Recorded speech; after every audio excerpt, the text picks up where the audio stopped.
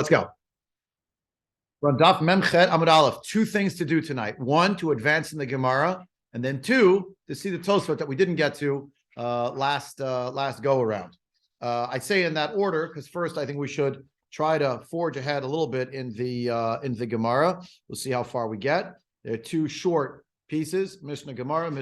We'll look at those tonight, and then we'll dial back if there's time. I'd love to see the Tosfot inside. So again, Daf Memchet Amud Aleph 48a. We're at the Mishnah. All Mishnayot, except if it's the beginning of a parak, and sometimes even then, they're continuations of the Mishnayot before. It's the beginning of the fourth parak, which we learned tonight at a Shiva house, Benny and I together. We were learning that Mishnah, right? The number of days that each thing transpires, 6 or 7, 5 or 6, all 8 days. Remember, that was the first Mishnah in our parak. So following with that is Hahal Simcha Shmona. The Hallel and Simcha, to define that, is all 8 days. All 8 days of the holiday of Sukkot, including Yom HaShmini, which goes by the name Shmini Atzeret. Yeah, but the point is Yom Shmini, right here. 8 days. Hallel, full Hallel, and 8 days of Simcha. Rashi, what is a Simcha referring to? To be joyous, but specifically in its expression, Shalmei Simcha.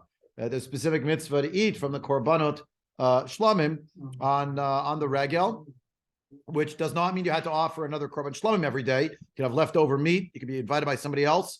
You had other shlamim that you were offering, nedarim, nedavot, things like that you brought to the mikdash with you. That's what you were going to eat. So that was the meal. V'halel, ligmor b'da halel, to finish to say a complete halel.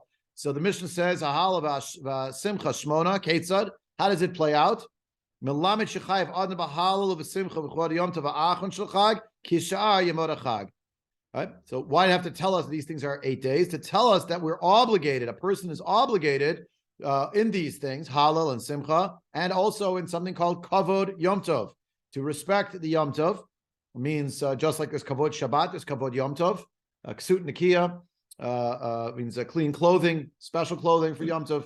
Means the beds are made, the table is set, things of that nature. That's the Kavod of the holiday. So you Kavod Yom Tov Achron. Just like the other 7 days. You might have thought that maybe it's in a different category. Maybe Shmini Atzeret, since it has elements to it that are, numerically speaking, korbanot-wise, downgraded.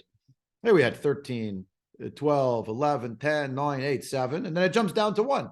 So maybe it's a Mikra Kodesh, but it's not Atzeret. Maybe you would think it's like not that much more than what we call Isru Chag today.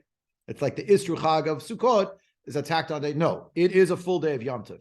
Hallel, Simcha, and the aspects of Kavod are no less in force in Shmini Atzeret than on other days of Sukkot.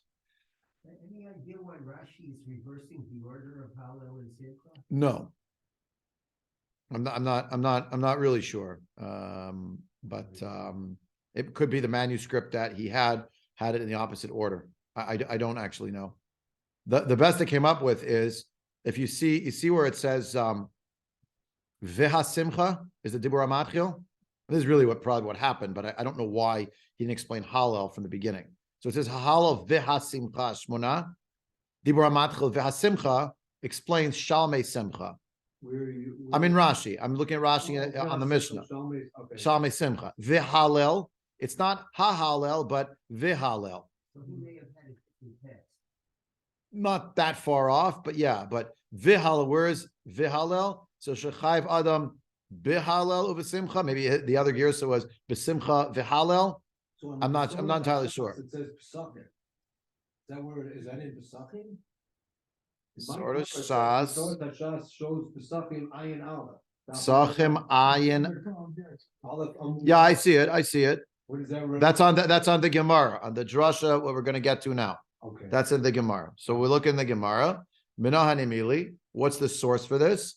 The Tana Rabbanan v'hayita ach sameach lerabot lili yom tov ha'achron. I should have given out chumashim so everyone could see it inside. Everybody knows the famous pasuk. V'samachta b'chagecha v'hayita ach sameach. We love singing the song about that pasuk, except it's not a pasuk. It's 2 psukim, 2 separate psukim. V'samachta b'chagecha is 1 pasuk, and 2 psukim later is v'ayita ach sameach in another pasuk. So we have the drasha on generally Simcha on Yom Tov is given to us from a few psukim earlier in Dvarim Tet Zayin, and then following on it, we have another pasuk of Shivat Yamim Tachog LaHashem Elokecha B'Makom Shivcha Hashem Ki Yivarecha Hashem Elokecha B'Chol Tvaratcha B'Chol Ma'aseh Yadecha V'Hayita Ach Sameach. The drasha here is going to turn on the fact that it, after it told us there's a mitzvah of Simcha for 7 days, add Vayita Ach Sameach. And the drasha, which is also quoted in Psachim on Ayin Aleph, is the Rabot Lele Yom Tov Ha'achron. It's to tell us that also the last night, and therefore the last day of Sukkot, meaning Leil Shmini and Yom Shmini that follows, are days when one should have Simcha. The Gemara wants to understand this drasha, and we'll try to understand why should we assume that the words Vayita Ach Sameach should be about the last day of the holiday. Maybe it should be for the first day of the holiday. O Eino Ela Yom Tov Harishon. Maybe it should be for the first night of the holiday. What's going on here? We just finished saying, Rashi told us that the idea of Simcha is bound up with the Shalmei Simcha. So the Shalmei Simcha are korbanot, which are korban shlamim, which are offered on the holiday, which are then going to be eaten on the holiday. Korban shlamim, part of it is offered on the Mizbech, there's Rikad Adam, and the Imurim, and then other aspects are going to be consumed among the Imurim. Yeah? You're with me? Korban shlamim? Okay. There is no such thing as offering a korban at night. Therefore, it has to be during the day. So it turns out that the Oraita, there's no chiyuv to eat shlamim offerings on the first night of a Yom Tov. Hava Amina, you have to make the korban shlamim happen before the Yom Tov. Kamash Malan, you don't actually have to. Now, for Pesach, it's a non-starter anyway, because it's korban Pesach, and because it's a korban chagiga that is offered before anyway, so you're sitting there that night, that's what you're doing. So that's not a problem. But for Shavuot and for Sukkot, from a D'oraita perspective at least, there isn't a chiyuv to consume Shalmei Simcha on the first night of the Yom Tov, which is a bit of a chiddush, because you could have seen it the other way. It's like, well, you have to get ready for Yom Tov, you have to cook for Yom Tov, you have to send up a korban. No, the korban associated with saying it was offered on Yom Tov itself. So on the night of Yom Tov meal, the Rabbanan, there still seems to be an obligation of Simcha expressed through Basar, Yayin, etc., for various reasons, in loco korbanot. But even in the time when there will be again a Beit HaMikdash, it's still not going to be korbanot that night, except for korban Pesach and korban Chagiga, because there's a Chag HaPesach that transpires on the 14th of Nisan. But for Shavuot and Sukkot, there isn't such an obligation. So the Gemara says, well, how do you know Vayita Ach Sameach? It's something about the end of the holiday, from the 7th day going to the 8th day. Maybe it's from day 0, meaning Erev Sukkot, going into the first night. Who told you that it's on day Ach Sameach means on day 7 of Sukkot? Make sure you give a Shalmei Simcha that then you could eat that night on the Yom Tov. You had a question, Ira? No, I was going to say, I thought that the first night of Pesach, which means your right, that you can't eat, you don't eat meat because of Tzli Eish on the first night. That's not the Oraita, but there is Xera. We don't do that now. That we don't do that now, right? But what it's saying there is the night of Korban Pesach, you ate 2 korbanot. There's a Korban Chagiga, right, symbolized now by the Beitza, which was given on the daytime, which is its own holiday called Yud Daled Nisan. It's a holiday, Chag HaPesach, and that's the day also of the Shechita of the Korban Pesach, at least, right, and the Tzliya, and then you're eating it that night. right. That night is a Tzliya and the consumption. Yeah, so you have 2 korbanot on that night. So it's not the best example, but Sukkot is a good example. You could you? Is there some status to Erev Sukkot? The answer is no. The Gemara is going to try to figure out, well, why did you say it was 7 into 8? Why do you say it's 0 into 1? That's basically what the Gemara is. As we look at Rashi, Menahan Emili, the Shmini Chayav B'Simcha. Rashi, how do you know that Shmini is obligated in Simcha? Again, when he says Simcha, it doesn't mean to be happy, but more generally means to be happy. But what's the more focused, narrow definition of it? It's the giving of Shalmei Simcha, or the consumption of same. Deha Loktiv Bei Behedja El B'Shivat Yemei Achag. Where does it speak about Simcha among the holidays, which we extrapolate to Pesach and Shavuot? It comes to us regarding Sukkot, Dvarim, Perek, Tet, Zayin, right? Pasuk Yud Gimel, Pasuk Yud Daled.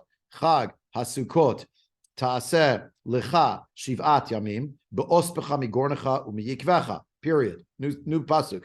V'samachta b'chagecha Ata uvincha uvitecha va'avdecha va'amatcha va'matecha va'alevi v'ager va'yatom va'almana asher b'sharecha. Then there's an intervening pasuk.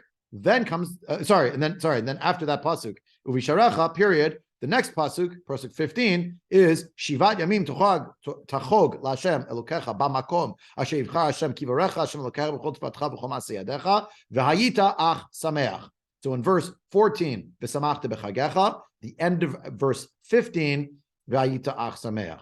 So Rashi just points out that the question here of the Gemara is, how do you know that the 8th day is Chayav and Simcha? It says have Simcha for 7 days. It says 7 days in pasuk Yodalet. So then one pasuk later, it says 7 days you should celebrate, and then that's to add on the 8th day. How do you know? Maybe the fact that it was at the end is to teach you something about the beginning of the holiday. Like what's to say one or the other? Ach Sameach, Rashi, B'hai Parsha the Aser Taser Tiv Shivat Yamim Tachog. Right? It doesn't mention in verse 15 pasuk Tet Vav in Parak Tet Zayin of Sefer Dvarim. There's no mention of Shmini Atzeret. Shmini Atzeret doesn't appear. If you only had Sefer Dvarim and you never learned the other Svarim, you'd think Sukkot is a 7-day holiday, period, full stop. How come? Because it's mentioned, at least with regards to Simcha. Because how come? Because Stavka, it's with regard to the holiday of Sukkot, is the time of Simcha. That's all. I think, Larry, you had your hand up. Please go, unmute and speak away. Yes. I don't understand why we would think, or maybe I just misunderstood, that Erev Sukkot or Erev Shavuot is a Chag or has a korban, the way. Right. Okay. No, it doesn't. I was just making the point that in the Torah, Erev Chag HaMatzot, what we call Pesach, in the Torah is called Chag HaMatzot. Erev Chag HaMatzot is its own holiday. Exactly. By the way, its own Hallel called Chag HaPesach. The Erev Shavuot has no standing. Erev Sukkot has no standing, except if you go to shul where everyone's screaming no taflin because it's Erev Yontif. Okay, fine. But otherwise, there's no standing to it, right? Otherwise, no standing. But you have to get ready for Yontif. You need proper Yontif food. You have to do the cooking. You could leave it for that night, but by right, you should do it during the day. You're doing all that cooking and getting proper clothing, right, for Chag beginning on the 15th.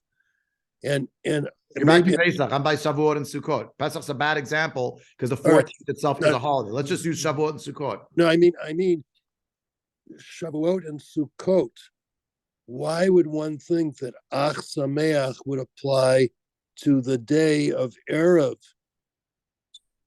Oh, okay. You can't. Basic rule: you cannot give a korban during the day.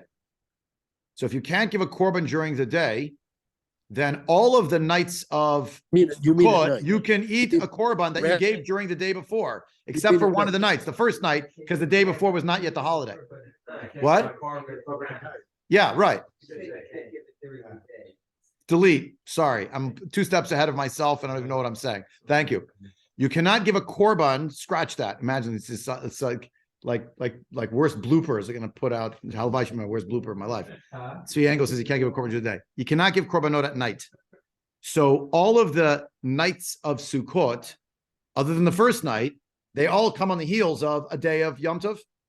Ergo, you could give the korban on day 1 of Yom Tov, and you have leftovers for, you can eat it at lunch, you can eat it at dinner, which is really day 2, you can eat it at lunch of day 2, you can eat it at dinner of night 3, and you can keep going with one korban if you have meat left over, yeah?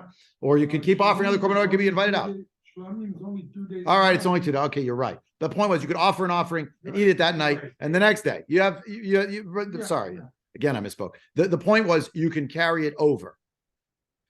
On the first night of Yom Tov, since Erev Yom Tov had no standing halachically, how could you give a korban, which is a korban of Yom Tov, before it's Yom Tov?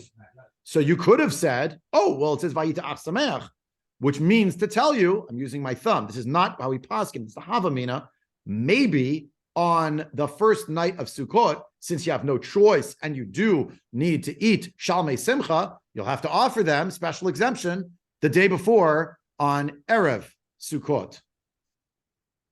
You have to offer the korban on Erev Sukkot, and then you'll eat it that night. Everyone's still looking at me like I've lost it. Thank But we you. don't pass in that way. Right. So the Gemara is saying, but why not? Vayita ach sameach, since, and here's the logic. When you look in the Sefer Torah, in chapter 16 of Sefer Dvarim, these psukim are about a 7-day festival called Sukkot.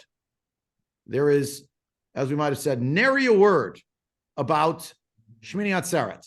Not Atzeret, not Yom HaShmini, not Korbanot, nothing. It's a 7-day festival. If that is the case, then says the Gemara, how could it be that Vayita Ach Samech is mysteriously about a day that's not even being referenced in these psukim? You follow? Maybe it makes more sense to say something about Vayita Ach Sameach is, you'll be totally joyous. So joyous that the joy will spill over, not to the end of the holiday, but maybe in advance of the holiday, so that the night of the holiday, the first night, you can eat properly in your sukkah from Shalmei Simcha. But you can't give Shalmei Simcha before Yom Tov. Well, maybe for this, there's a special heter, a special mitzvah to do it Erev Yom Tov, because it's when you eat it, not when you offer it. That's a rejected Havamina. But we have to understand the Havamina. So that's what Rashi is pointing out. Ach Samech, B'hai Parshat Asatazik Tiv, Zayin Yom Tachog. So what was the drasha that we quoted from Psachim Ayin Aleph? Vayita Ach Samech is really l'rabot Leile Yom Tov Ha'acharon. Right? Says the Gemara. O Eino Ella Yom Tov Harishon. Kshehu Omer Ach Chilek. Right? When it says Ach, usually the word Ach is usually a delimiter. The word Ach in the Torah usually comes to limit something. The word et is l'rabot, and the word ach is a miut, typically. L'ma'it. And therefore, we are not right? So how come you don't add in the first night? You add it in the last night, i.e., day 7 going into day 8. That in the 8th night, you should be able to eat Shalmei Simcha. Marbani leila yom tov achon she simcha lefanav umotziani leila yom tov harishon she'ein simcha lefanav. I'm going to be able to add the 8th night of Sukkot, aka Shmini Atzeret, because it's a continuity to Simcha that was already happening for the 7 days prior, particularly on day 7. Continuity from day 7 into day 8. But day 1 or night 1 is no continuity to what came before. There was no Simcha. Vayita Ach Sameach was used here as a drasha, as a carryover into the next realm, as a joining mechanism. Look at Rashi; he fills out the concept here. L'rabot leili yom tov ha'acharon. L'rabot leili yom tov ha'acharon. Rashi.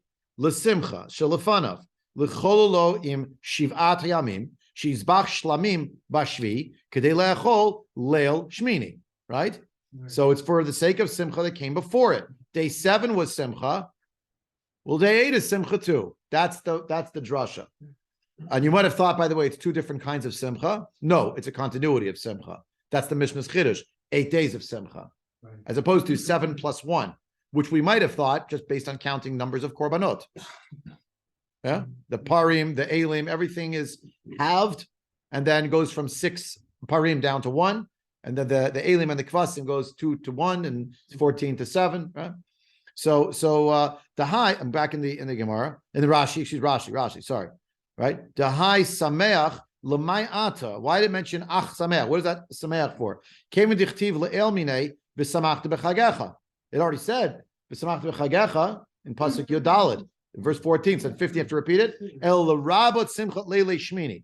That's the point to add in. That's why it used the word sameach again. But came into itrabit leilei yom tov ha'achron shu tafel, since it added the night of the 8th day of the last Yom Tov, i.e. of Shmini Atzeret, which is secondary, Kavachomer Hayom Shu Ikar Shechaya B'Simcha. So that's Tafel. So all the more so, if we're to your argument, Kavachomer, that the day that follows, day 8, should also be filled with Simcha. Shu Ikar Shechaya B'Simcha. You're obligated Simcha. Ushar HaLeilot Lo Tzriche Ribuye Diyamim Afilu Leilot B'Mashma. The other nights, they don't need a ribuy. You know why? Because it says Shivat Yamim Tachog LaHashem B'Makom Shivcha Hashem, right? So since it said 7 days should celebrate, and since it said specifically, no, wrong pasuk. Chag Sukkot Taseh Lecha Shivat Yamim. Since we have that, and then it says V'Samachta B'Chagecha. So v'samachta b'chagecha on that holiday of Sukkot is on the days on the 7 days. So the nights go with it. Nights are secondary to days. Kidravinan gabe Sukkah. We saw that in regard to Sukkah also, right? That we had seen in regard to Sukkah that you're obligated by day. Sit in the Sukkah 7 days. So obviously it includes the nights as well. That are tefillim to them. And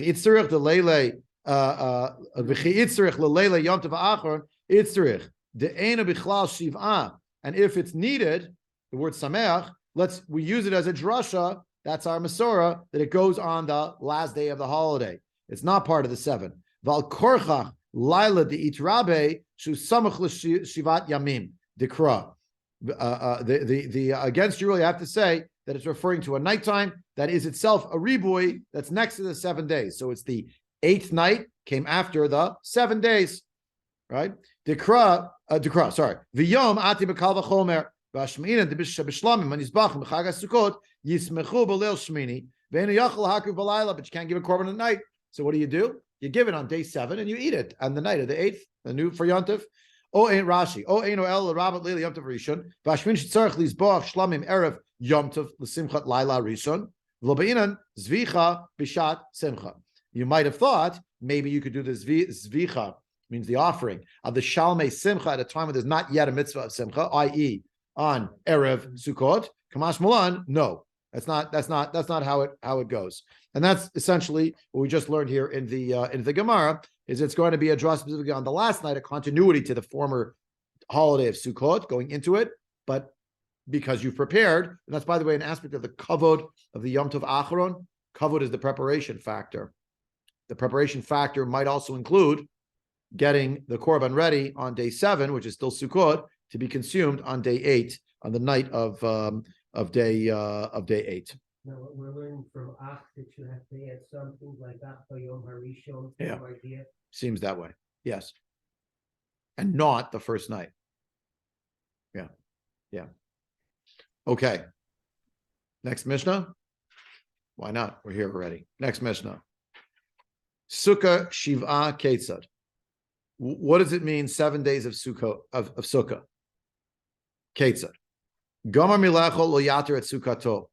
When you finish eating, meaning on the 7th day, you cannot undo whatever is holding your sukkah together. That's what Rashi says.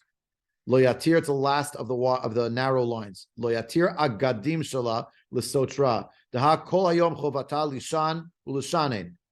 The whole day, if you want to sleep, sleep in the sukkah. You want to learn in the sukkah. And if you're going to have another suda right before sunset on day 7 in Eretz Yisrael, you're going to have to go in there. So you can't dismantle your sukkah on day 7. You have to wait. Chol Hamoed. This is Chol Hamoed. Oh, the 7th. This is the 7th day. Hoshana Rabbah. Hoshana Rabbah. Hoshana Rabbah. Right. On Yom Tov, there'll be another problem. Hoshana Rabbah. Don't take it apart. This would only apply in Eretz Yisrael. Exactly. But even there, don't take it apart. No, you might need it. You might need it again. And you don't know what's going to happen between now and the end of the day. So don't say, well, my mitzvah's finished, etc. Okay. There is a discussion while we're on the call. I don't want to out anybody, but years ago, maybe someone who's on our in our shir, someone asked me there was a tremendous windstorm coming on Chol Hamoed Sukkot. They were going out of town or something, I think. I don't remember the exact story, but basically there was somewhere between an extreme possibility of damage to property and or a possibility of pikuach nefesh. So the shaila was asked, can I dismantle my sukkah for safety reasons, not convenience, not because I'm lazy and I'm going to do it after, but mamish, I don't know, I think it was already half down or something, whatever it was. And I felt that it was absolutely permissible to do that. It was a particular case that had come up that particular year. Generally, we don't take down the sukkah on you can't take it down, not allowed to take it down, also because you have to sit in the 8th day. This, I think the person was going maybe to eat in someone else's sukkah for the 8th night. The sukkah was half down already. It would look terrible. They were worried. There was a big storm. Okay. I'm just pointing it out in case someone on in the shir on the call knows about it. Okay. But in general, you might need it to the end of the 7th day. So all things being equal, you can't just take it apart. There's another sugya that comes up, which is a person who built a sukkah that's a portable sukkah on Sukkot on Chol Hamoed. where it wasn't standing from the beginning of the holiday. It was provisional, it was put up, they sort of traveling, they went camping or something. It's not clear they have to leave it all 7 days. One of the Rishonim does hold that there's a dafka, the Indian is it should stand for a full 7 days. I think it's Rav Yonatan Milunil, but I'm not 100% sure. I saw it in one of the anthologies that I try to go through, prepare for the shir. So it's interesting. I don't know what to make of it because, like the mitzvah, it's sort of like you're reading Chag Asukot Taseh Licha Shivat Yamim, like means like some of the sukkah should be standing 7 days, but that's one of the Rishon does read that. Yeah, Francie, go ahead, please. I can say that I have relatives, okay, black hatters, okay, in New York, that years ago they would go to Hershey, Pennsylvania, okay? On Chol Hamoed. On Chol Hamoed. Yeah. Yeah, and they had what they call the pop-up. You're right, exactly. Okay. So that's being built temporarily, and the taking And down of it the is intent permissible. is it's gonna go up. Right. It'll come down. Right. When they go home, they have. Exactly. The pop-up sukkah at Hershey Park, Francie is referring to as the very popular trip for people who live in certain states. They go to Hershey, Pennsylvania. They take their pop-up sukkah and throw it up and put the schach and so yeah. So that's an example. But here we're talking about this your home sukkah, and you can't just take it apart on the 7th day. Question. Where you're going to be Chicago and then Florida, and you're going to you're going to stay in Florida. That means you'll have to leave your sukkah Till you come back, yeah. There's a whole discussion about that again, and there might be extenuating factors that would mitigate the need for it to stay up. No, but it is a question. It's not simple like, oh, I'm not doing the mitzvah now, I don't need it, so just pack it up. That's not that simple. So mitzvato, there's an import to it. But the question that comes up in this Mishnah, that's the next words in the Mishnah, is aval morid kelim min mincha ulamala.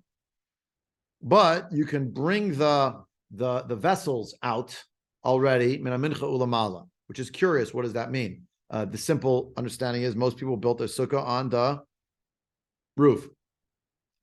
So taking it down means they're literally taking it down out of the sukkah. The kalim means the vessels that they kept in the sukkah. We'll understand what those are in a minute. Rashi, of course, tells us these are the vessels, mitzaot, shinishtamesh ben betocha, the mattresses, whatever it is, the mats, keditanya b'perek yoshin, the sayash tocha sukkah, yilu kalim noim, u'mitzaot naot ma'alan sukkah. If you have nice vessels and you have nice whatever it is, mats, you bring them all into the sukkah for Sukkot. But already on the 7th day, you could take it out of the sukkah. You're not changing the structure. You're just taking these things out. Because if you have to go back in, take it back in. You carry it back in. But you're sort of signifying you're leaving. And when mina mincha ulamala, which is what mincha kitana, about 2.5 hours plus minus shalot zmaniot before the end of the day. 9.5 hours in the day. Halachically, you could do that. Okay. Now, So, what, Rabbi? Yeah. So that's the question. It sounds like you're taking it down. Why are you taking it down? Why are you taking it down? Not the sukkah, but the kalim. Why would you be doing that? Right. Well, I don't understand if in fact you would potentially need the sukkah for eating on the 7th day, why you wouldn't also need the kalim. Right. So 2.5 hours before the end of the day, you certainly are not supposed to be kovea suda.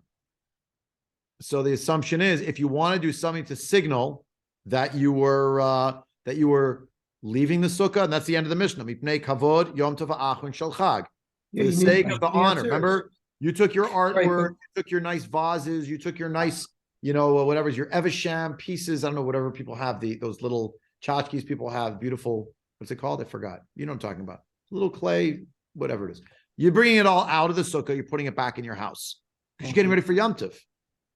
This Mishnah. Right. The implication here is that, like Rashi says, then what about the 8th day? If you don't need, meaning. But the 8th day, the Mishnah written in Eretz Yisrael assumes that you're going to be in your house. Right. Ergo, you have to get ready for Yom Tov. So in the late afternoon, when you can't really make a Suda anyway, you could start moving things from upstairs down back into your dining room. So the answer to Francie's question is whether he would take things in. You might need that table that you have in the sukkah or your chairs. You might need it in the house for Shmini Atzeret. Yeah, you need those things in your house. Therefore, how are you going to deal with it? You take them out. I'm worried that Kalim.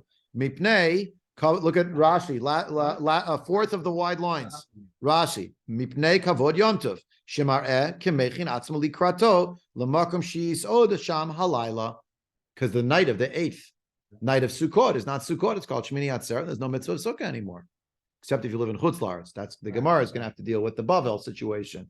But in Eretz Yisrael, that's Yeah, You're but leaving you- your sukkah. If you hold by that your minhag is not to eat in the sukkah on Shmini Atzeres.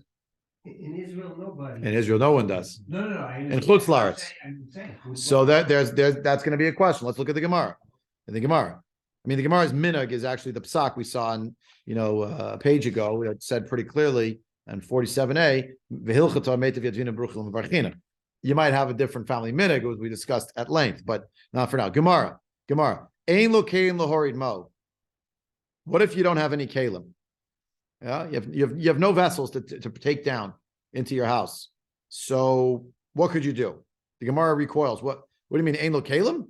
What does that mean? Yeah. Ella ki ishtamesh b'may ishtamesh. What were you using? The whole sukkahs. You don't have any kalim? So it says it's plastic. It's all thrown out. Right. Not accounted for in the Gemara. Disposable things. Yeah. Disposable item. Without the extra tax. Okay.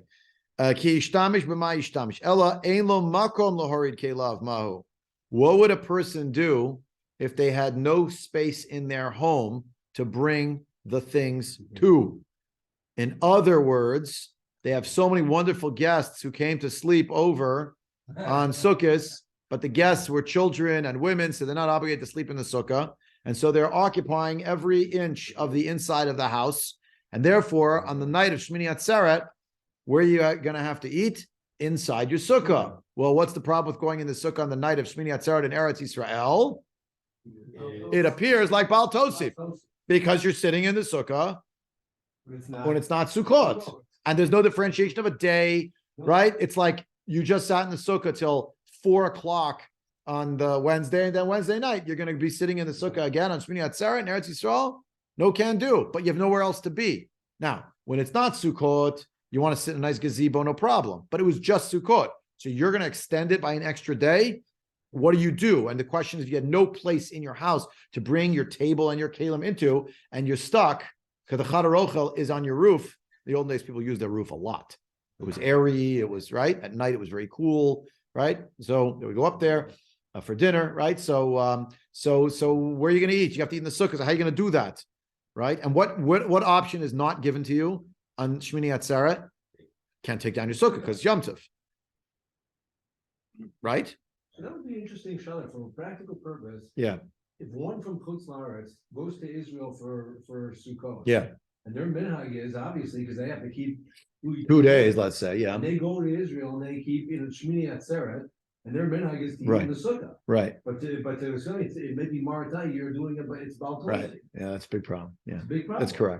That's correct. That would be an example where someone who is in Eretz Yisrael keeps 2 days, right? The Shmini Safek Shvi, they can't be sitting in the sukkah when every other Jew in Israel is sitting inside, right? Right. So it seems that's another example of like, what do you do? Just Well, you Do make as in a Eretz second Yisrael. Seder, even though the other people aren't making one, what's the difference? No, the second the Seder. second Seder, you could go into a different location. The sukkah is sitting there. The whole family used it 10 minutes ago. Now you're going in the sukkah where they're not.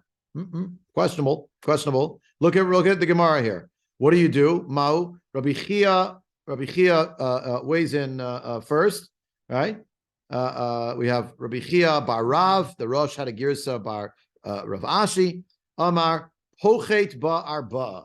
You take off 4 tfachim and you passel the sukkah, not on Shmini Atzeret, but in the afternoon of Hoshana Rabbah, you have to do something. Yeah, within the 2.5 hours, you move away 4 tfachim worth of schach, you part it, and that shows that you passeled it. You had no choice. Rabbi Yeshua ben Levi Amar Madlik bar ner. Rabbi Yeshua ben Levi says you light a candle inside the sukkah. What's the issue with lighting a candle in the sukkah? Rashi, Madlik bar ner. The Amrina we saw earlier on page 29a. Shraga b'sukkah katan lebar mi metalalata. You are not allowed to light a candle in a little sukkah.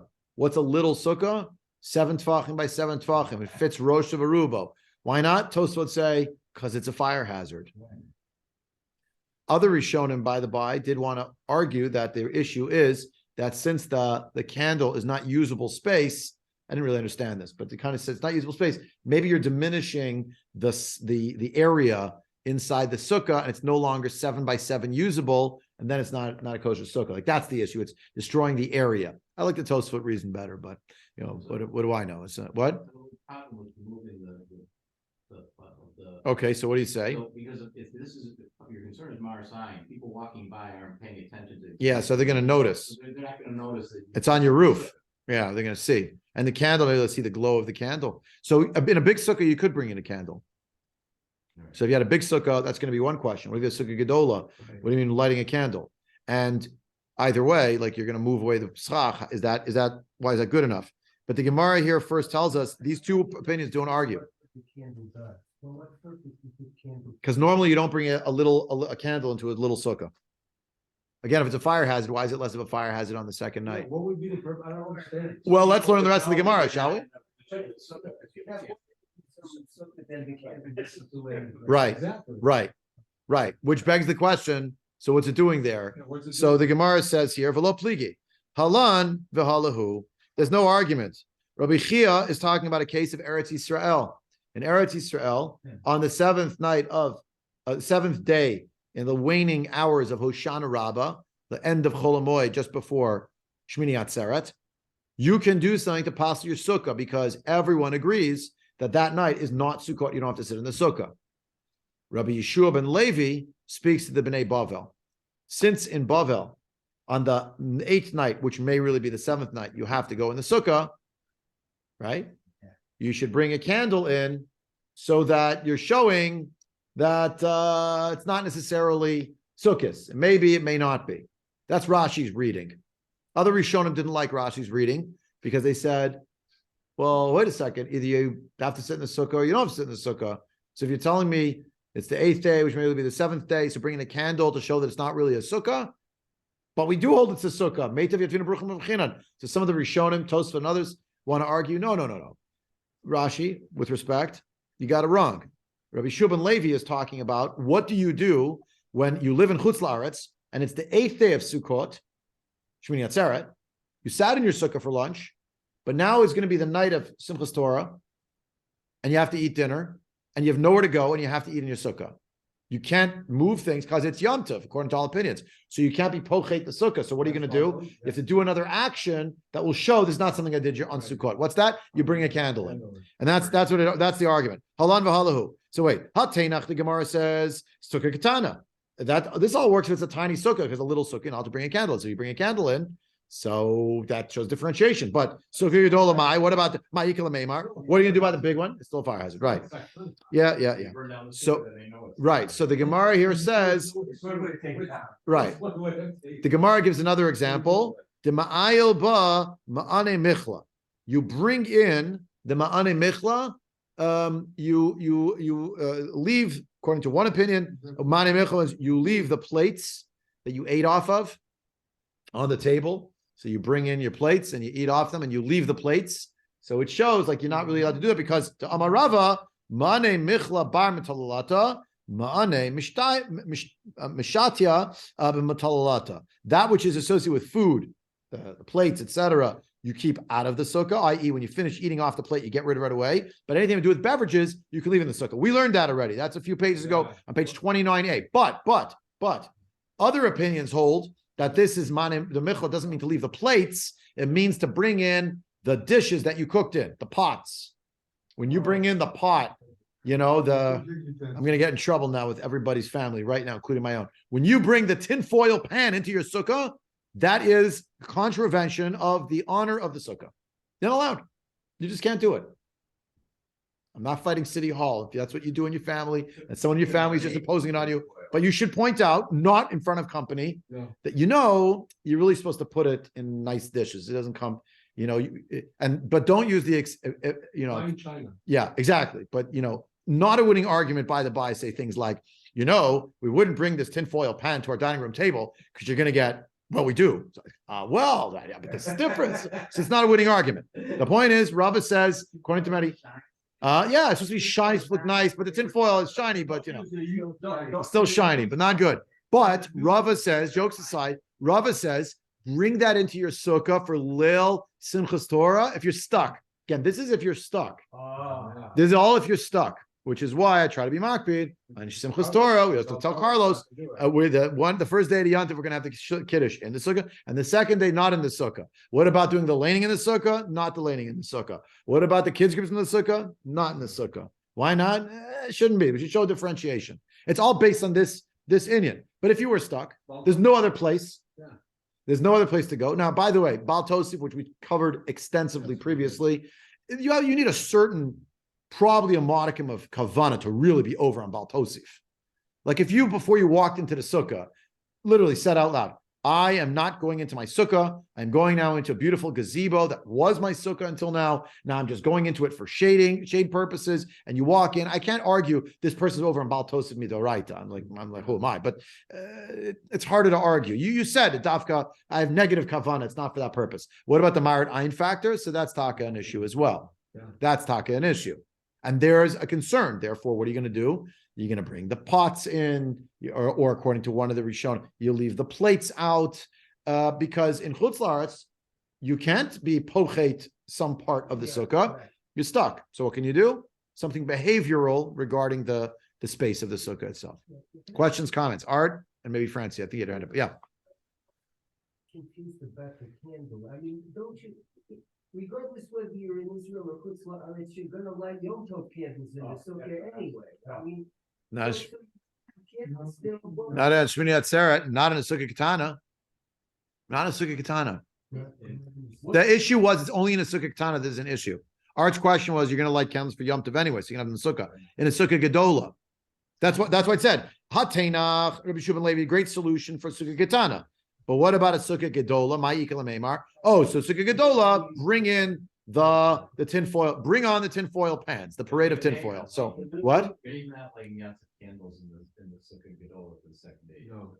Not really, no, because well, there's a discussion. Do you have to? Do you not? There's a whole back and forth That's about what it. I was gonna ask.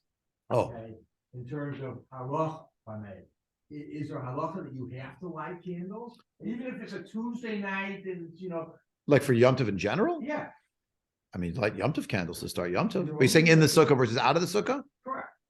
You have So to. it's preferable. Well, it is considered I'll tell you, it's considered preferable in as much as you want to enjoy the meal.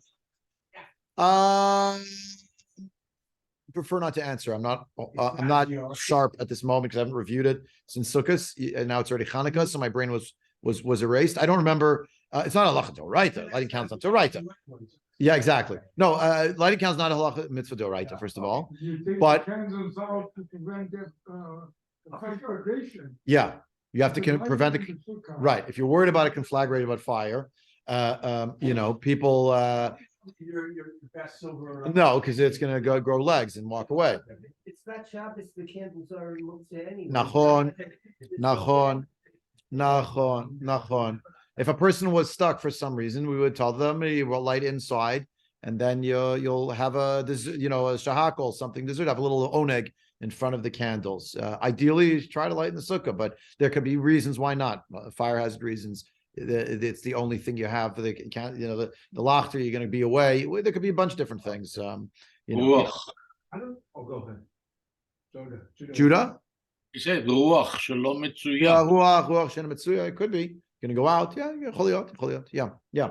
No, I just don't understand the issue of the vessels, because the question becomes is who leaves dirty vessels or whatever in your sukkah? No, it's the plates. When you finish eating on the plates, one of the Rishonim said that when you finish eating off the plates, you should remove the plates immediately. Don't leave them. It's not a cover to leave them. Right. So I'm The saying same way that we like wait service would take it out. So you're the wait service. So pick it up and take it out. who leaves plates in the sukkah anyway? They're dirty. You've eaten on them. Okay. One of your candles. Yeah. Basically.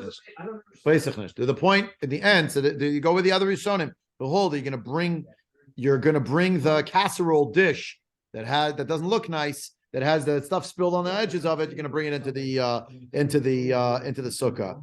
I think we have to stop here because I have boys come to my house for the boys mitzvah group tonight. Next Monday night we will have a shiur, affirmative, Mirz Hashem, January 16th. The following Monday night we will not have a shiur, but to next Monday night we will have a shiur. So look forward to seeing everyone next Monday night for the shiur. Okay, 7:00.